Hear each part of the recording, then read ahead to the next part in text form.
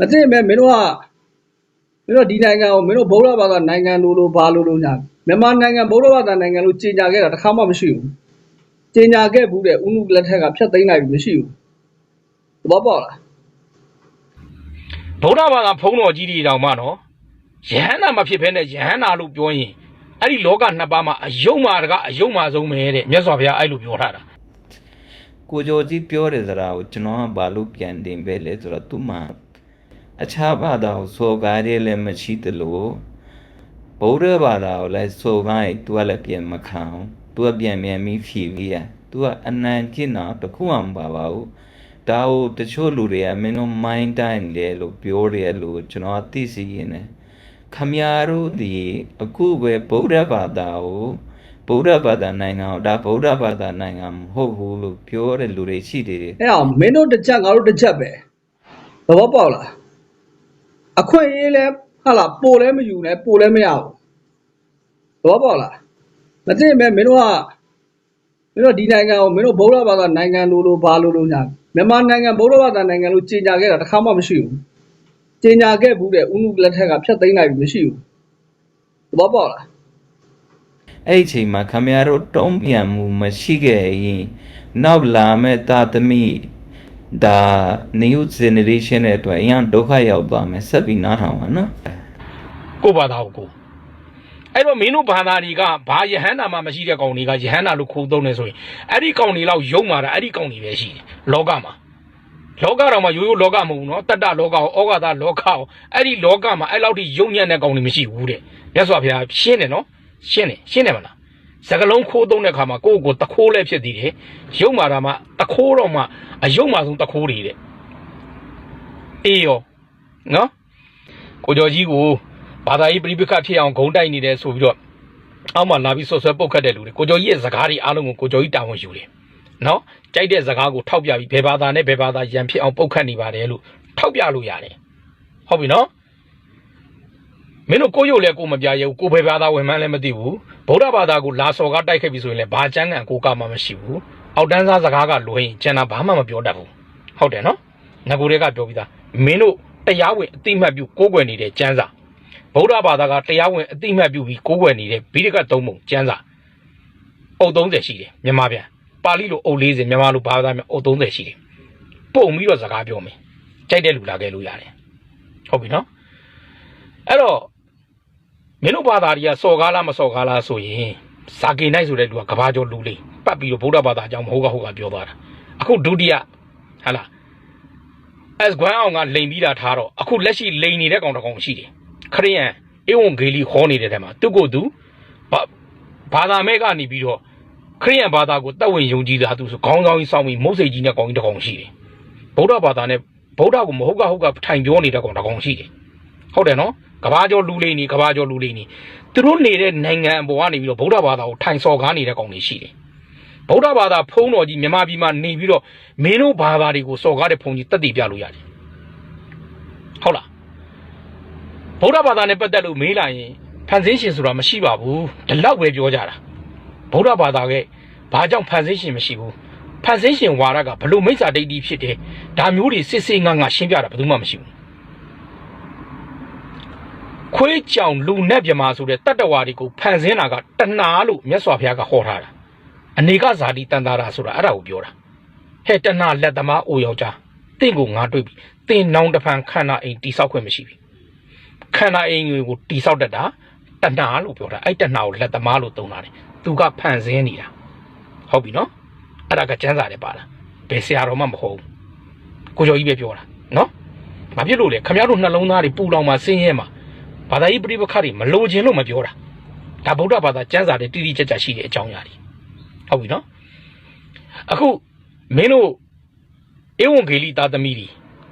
ဂုံယူဝင်ကြွားစွာတင်နေတာပုပ်ယဟန်မင်းကြီးကဟာလားလူငယ်ယဟန္တာနှစ်ပါးကိုတင်မြောက်လိုက်ပါတယ်ဆိုပြီးတော့ဖိုင်နေနဲ့တင်နေတာဟုတ်တယ်နော်ဗုဒ္ဓဘာသာဖုံးတော်ကြီးတွေထဲမှာတော့မှဗုဒ္ဓဘာသာဖုံးတော်ကြီးတွေကယဟန္တာမဖြစ်ပဲယဟန္တာလို့ဝင်မခံရဘူးကိုကယဟန္တာမဖြစ်ပဲနဲ့ကိုယဟန္တာလို့ဝင်ခံလို့ရှိရင်မြတ်စွာဘုရားကဘယ်လောက်ထိပြောထားလဲဆိုတော့ခုတ်တကနိကေတုတ်တနိပဲဝတ္တလတုတ်မှာမြတ်စွာဘုရားကနတ် မာနမြမာနဲ့တကွသောနတ်လောကလူမင်းနတ်လူတမနမြမနမင်းများနဲ့တကွသောလူလောကအဲ့ဒီလောကနှစ်ပါးသုံးမှာအယုံမှာဆုံးပဲတဲ့ဗုဒ္ဓဘာသာဖုံးတော်ကြီးတွေတောင်မှနော်ယဟန္တာမဖြစ်ဘဲနဲ့ယဟန္တာလို့ပြောရင်အဲ့ဒီလောကနှစ်ပါးမှာအယုံမှာတကအယုံမှာဆုံးပဲတဲ့မြတ်စွာဘုရားအဲ့လိုပြောထားတာကိုဘာသာကိုအဲ့တော့မင်းတို့ဘာသာတွေကဘာယဟန္တာမှမရှိတဲ့ကောင်တွေကယဟန္တာလို့ခိုးသုံးနေဆိုရင်အဲ့ဒီကောင်တွေလောက်ယုံမှာတာအဲ့ဒီကောင်တွေပဲရှိတယ်လောကမှာလောကတော်မှာရိုးရိုးလောကမဟုတ်ဘူးနော်တတ္တလောကရောဩဃာတလောကရောအဲ့ဒီလောကမှာအဲ့လောက်ထိယုံညံ့တဲ့ကောင်တွေမရှိဘူးတဲ့မြတ်စွာဘုရားရှင်းတယ်နော်ရှင်းတယ်မလားစကလုံးခိုးသုံးတဲ့ခါမှာကိုယ့်ကိုတခိုးလဲဖြစ်သေးတယ်ယုံမာတာမှတခိုးတော့မှအယုံမာဆုံးတခိုးတွေတဲ့အေးရောနော်ဘယ်ဘာသာကိုမှမပုတ်ခောက်မြန်မာပြည်မှာနေတဲ့လူမှန်သမျှဘယ်ဘာသာကိုယ်ကနေလွတ်လပ်စွာကိုယ်ွယ်ခွင့်ရှိတယ်ကိုကြိုက်တာကိုကြိုက်တယ်လို့ယုံကြည်ခွင့်ရှိတယ်မင်းတို့ကိုယ်ွယ်မှုတွေအားလုံးဒီမင်းတို့တက်မလွန်ကောင်းစားရေးဖြစ်တယ်အဲ့ဒါတွေကမင်းတို့ကြိုက်တဲ့လမ်းကိုရှောက်တွေ့စရာနှစ်ခုပဲရှိတယ်ဒုက္ခနဲ့တွေ့ရင်တွေ့မယ်မတွေ့ရင်ဒုက္ခနဲ့တွေ့မယ်ဒုက္ခရောနေတာနဲ့တွေ့ရင်တွေ့မယ်ဟုတ်ပြီနော်ဒါကမင်းတို့ကြိုက်တာကိုကိုယ်ွယ်လို့ရတယ်ဒါပေမဲ့ဗုဒ္ဓဘာသာကိုကျူးကျော်လို့မရအောင်စော်ကားလို့မရအောင်အဲ့ဒါတော့မြင်မှတ်တာဗုဒ္ဓဘာသာပေါ်ကျူးကျော်စော်ကားလိုက်တော့ကိုကျော်ကြီးအကုန်ဖြည့်ရှင်းမှာဖြည့်ထုတ်ပြမှာတခုမှထားမှာမဟုတ်ဘူးဘုန်းကြီးတွေကတီးခန့်ရင်တီးခန့်မယ်ကိုကျော်ကြီးကတီးမခံဘူးအဲ့ဒီသုဒ္ဓနိဗ္ဗာန်ထဲမှာပဲမြတ်စွာဘုရားကဟောထားတာရှိတယ်ယဟန်တဲ့လူနဲ့ဘယ်ဟာကမြတ်တယ်လဲပြီးတော့မေးတာဒါမေးတာပုံသားတွေကလာမေးတဲ့အချိန်မှာမြတ်စွာဘုရားရှင်းရှင်းလေးဟောတာလူတွေအတွက်၅ပါးသီလကိုဘယ်လိုစောင့်ထင်းရမလဲဒီတဲ့နည်းနည်းလေးမြင့်ပြီးတော့ရှစ်ရက်တစ်ချိန်ဥပုသ်ဆောင်ထင်းရမယ်ယဟန်ကအကျင့်သီလကဘာရှိတယ်ခွဲခြားပြီးတစ်ခါလေးထုတ်ပေးလိုက်တာယဟန်သီလနဲ့လူသီလကိုကျော်ကြီးမှာလူသီလအကုန်ရှိတယ်လူသီလအကုန်ရှိတယ်မုတာဝါဒမပြောဘူးစကားပြောရင်တော့လူသားဆန်ဆန်စကားပြောတယ်နှစ်ခွန်းပဲပြောတယ်အကျိုးရှိရမယ်ကိုကျော်ကြီးစကားပြောတဲ့စကားတွေကအကျိုးရှိရမယ်တိုင်းပြည်အကျိုးရှိရမယ်လူမျိုးအကျိုးရှိရမယ်နှစ်ဖက်သလုံးအကျိုးရှိရမယ်အဲ့ဒီစကားကိုပြောတယ်နှစ်ချက်ဟုတ်မှန်တဲ့စကားဖြစ်ရမယ်ကိုကျော်ကြီးပြောတဲ့စကားတွေကမူသားစကားမပါစီရဘူးလိန်ညာတဲ့စကားမပါစီရဘူးသုံးချက်ကိုကျော်ကြီးပြောလိုက်တဲ့စကားတွေကမင်းတို့နားထဲမှာနားထောင်လို့ကောင်းကျင်ကောင်းမယ်နားထောင်လို့မကောင်းကျင်မကောင်းဘူးအဲ့ဒါကိုကျော်ကြီးစိတ်မဝင်စားဘူးဟုတ်တယ်နော်စကား6ခွန်းမှာ2ခွန်းပြောတယ်လိန်နာမပါဘူးမဟုတ်မမှန်တဲ့စကားတွေမပြောဘူးအကျိုးမဲ့တဲ့စကားတွေမပြောဘူးနားထောင်ကောင်းတာမကောင်းတာကိုကျော်ကြီးနဲ့မဆိုင်ဘူးမင်းတို့နဲ့ပဲဆိုင်မင်းတို့လက်ခံသည်ဖြစ်စီလက်မခံနားထောင်မင်းတို့စိတ်ဝင်စားသည်ဖြစ်စီစိတ်ဝင်စားသည်အဲ့ဒါကိုကျော်ကြီးနဲ့မဆိုင်ဘူးကိုကျော်ကြီးပြောတဲ့စကားက2ချက်ညီညွတ်အောင်ဟုတ်ပြီနော်မကျေနပ်ရင်အဲ့ဒီ2ချက်ထဲကဘယ်ဟာတွေကလွဲမှားနေတယ်ဆိုတာလာထောက်ပြလို့ရတယ်အားလုံးကို welcome ကြိုးဆိုတယ်ဘယ်သူမှမဆိုကြိုးဆိုတယ်ဟုတ်လားလက်ရှိကိုကျော်ကြီးပြောနေတဲ့စကားတွေကမြန်မာပြည်မှာအတူတကောအရှင်တွဲနေထိုင်ရေးဆိုတဲ့စကားကိုပြောတာဘယ်ဘာသာမဝင်မှမဆိုအစ္စလမ်ဘာသာဝင်တွေမှာလည်း